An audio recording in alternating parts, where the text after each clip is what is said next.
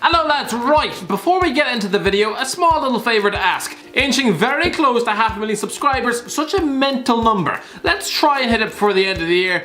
Anyway, that's enough of that, let's just crack back into the video. Hello, welcome to HITC Sport. Alright, this is a week where I'm going to completely and utterly destroy this European Super League nonsense, picking it apart and smearing it all over my bathroom window. Trust me, stay tuned this week, Thursday, Friday, Sunday, every day basically. For the rest of time, I'm just going to be screaming into an empty sock about how utterly disgraceful this toilet suggestion actually is. But for today, I couldn't let this story slide. To me, Jose Mourinho is one of the greatest managers of all time. And the fact that Tottenham think they can do better. It's like me turning down the offer of a home-cooked meal. Oh, no thanks, I'd prefer to eat a bowl of my own scabs for breakfast. Tottenham must be trying to set a world record for how many delusions of grandeur they can squeeze into a 48-hour space of time. First of all, Daniel Levy seems to think they're one of the top 12 clubs in Europe when they haven't actually won a trophy since 2008, and now think they are a football club which can attract a higher caliber of manager than someone with 3 Premier League titles and 2 European Cups in his locker. Oh, I'm sorry, was it just me who imagined you appointing Tim Sherwood? Levy, let's not forget, in your history,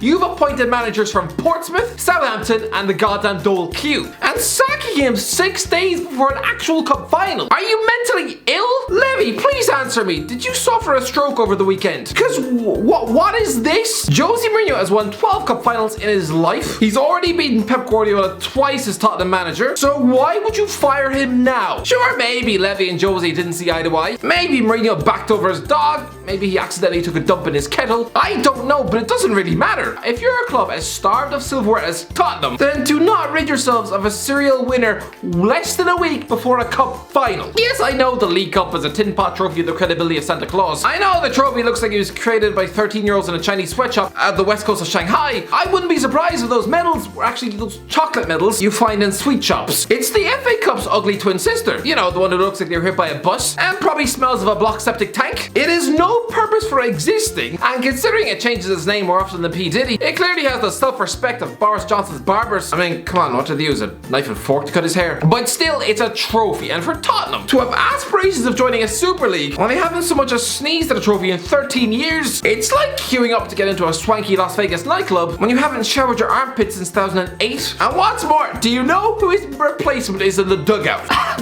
Ryan Mason. You know, the whole City flop, forced to retire after banging his head.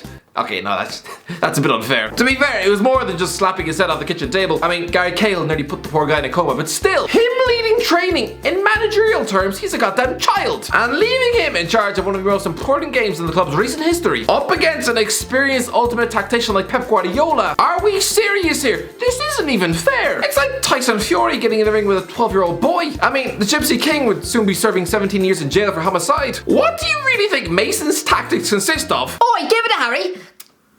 Make no mistake about it, right now, this poor man is probably drenching his mattress in 6 liters of sweat on a nightly basis, just utterly paralyzed by fear about trying to outwit the might of Pep Guardiola. Tactically, he'll put him in a toilet. Ozzy, this makes no sense, Daniel Levy. This is the equivalent of me letting my 2-year-old son make breakfast. I'm pretty sure he'd soon burn down the house.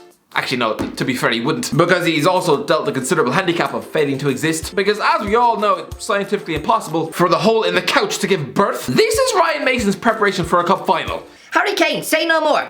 Oh, okay then. So I guess it's taking to the internet and fawning over your former teammate as if you were a hormonal teenage girl talking about Channing Tatum or Harry Styles or... Is Dappy still a thing? Anyone? Okay, of course, I'm being unfair here, because it's not just Mason leading the line. No, that would be ridiculous. Of course, he's been given a helping hand from an experienced man in football, right? Ugh. Yeah, Chris Powell, a guy who recently sacked as boss of Southend United. A guy who recently served as number 2 to both Steve McLaren and Alan Pardew, which, for a budding young manager, learning a trade off those 2 circus clowns, probably a bit like a budding young chef taking tips on how to prepare a 3-course gourmet meal from a hungover student in Mackie D's. After 2 hours in there, good Christ, you'd probably be closer to ironing your own face with a toaster. Powell and Mason, this is your ingenious double act to try and tear down Pep Guardiola? Oh, it's like going to war armed with a knife and fork. Anyway, back to Mourinho. Was his sacking correct? Had he lost the dressing room? Well, we know during the Amazon documentary that he had put some noses out of joint. Good Christ, Daddy Rose nearly cried on set. And I'm pretty sure England's golden child, Dele Alli, must have spent the last 9 months sulking on the bench. But we have to guess here. Yes, the likes of Davinson Sanchez. His confidence isn't tatters, but I'm sorry. What do you expect Mourinho to tell you when you defend like a static cardboard box? Anyone who saw his erratic display in those disastrous 10 minutes home to West Ham before Christmas, is that how a £42 million centre back is supposed to defend? And you're going to down tools just because your manager might have shouted at you. Lads, Roy Keane was once punched in the face by Brian Clough. Get on with it. The likes of Matt Doherty, Eric Dyer and Harry Winks have all been in and out of the team. Ali and Moussa Sissoko have been sidelined altogether. It's been a pretty rubbish second half of the season, sure, but I'm not going to sit here and accept people calling Jose Mourinho a washed up shell of a manager. I'm going to say he hasn't been given enough time to succeed. Listen, last season you were all trying to tell us that Tanguy Ndombele was his very own Paul Pogba. You know, a big money French midfield blockbuster signing who Jose wouldn't be able to get the best out of. No, lads, I'd arguably say Ndombele has an outside chance of being in the PFA team of the season this year. Harry Kane this season, arguably the best and most complete season of his entire career. And that's saying something. Sean O'Many's got firing on all cylinders. Lucas Moura is playing the best stuff of his Tottenham career. I don't accept that Jose has just completely ruined the dressing room. Even Serge Aurier, a mostly defensive cowpat, even he's been half decent this campaign. And Sergio Reguilon. You were all trying to say he was the next Azer del Horno, a Spanish left back Mourinho wouldn't know how to use.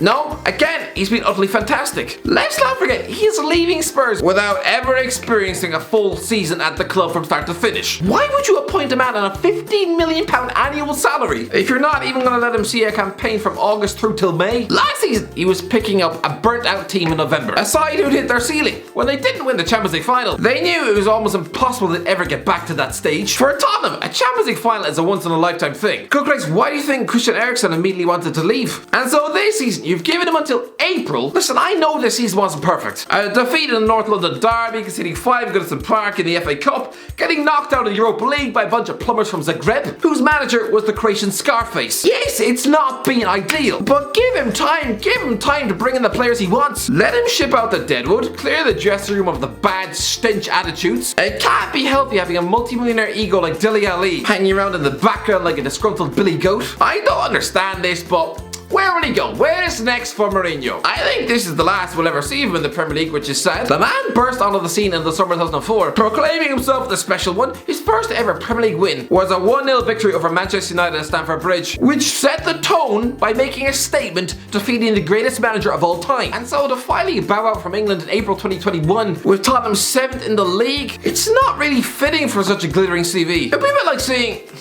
who was big in 2004? Matt LeBlanc. It'd be a bit like seeing Matt LeBlanc now getting fired from a gig handing out mashed potato in the school canteen. So it's not really dignified, is it? Let's not forget what Tottenham are. When Jose was winning a Champions League title with Porto, they were 14th in the Premier League with Casey Keller in nets. This is a club who've only ever finished in the top 4 6 times since 1983. What given right do they think they have? Most people probably think Mourinho's next job will be in China or India, because apparently he's damaged washed up goods, right? Nonsense, and I'm sure that his next job in football will be at a bigger club than Tottenham. Make no mistake about that. I'm going to say Juventus. Is it not obvious? Yes, his stock has taken a tumble in the British media, but let's not forget he is a living legend in Italian football. The lasting memory of him in that country is winning a goddamn treble with Inter Milan, but considering that post is already filled, then I think it has to be Turin. I know he's antagonized the fans in the past, but lads, there's a man who literally ran down the Old Trafford touchline while he was at Porto. He referred to Tottenham as a very small club in 2004. He questioned Ronaldo's education in 2007. He doesn't let what he said in the past rule out ever working with anybody. Juventus are a club in crisis, armed with Cristiano Ronaldo, and they're currently 4th in Serie A. Lads, they're only 2 points above Napoli in 5th. They are closer to Roma in 7th than they are Inter Milan at the top. It's embarrassing, and for a club who've utterly dominated Italy for a decade, then I'm sorry, Andrea Pirlo, how was he still in a job? This guy is proving to be the Italian Frank Lampard.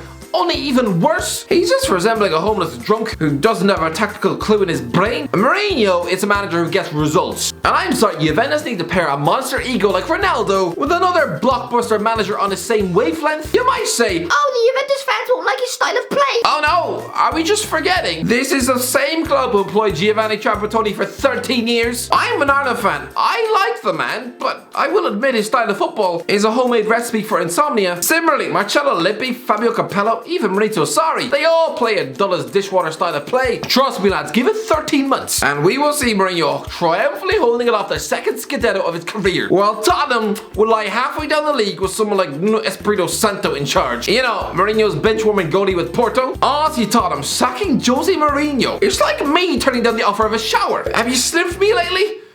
Smells like the armpits of a Hungarian dinner lady. Anyway, that's it, guys. Let me know in the comments below. What do you think? Do you think Jose Mourinho deserves the sack? Let me know in the comment section below. If you enjoyed the video, don't forget to like, share, subscribe, and as always, I'll talk to you in a while.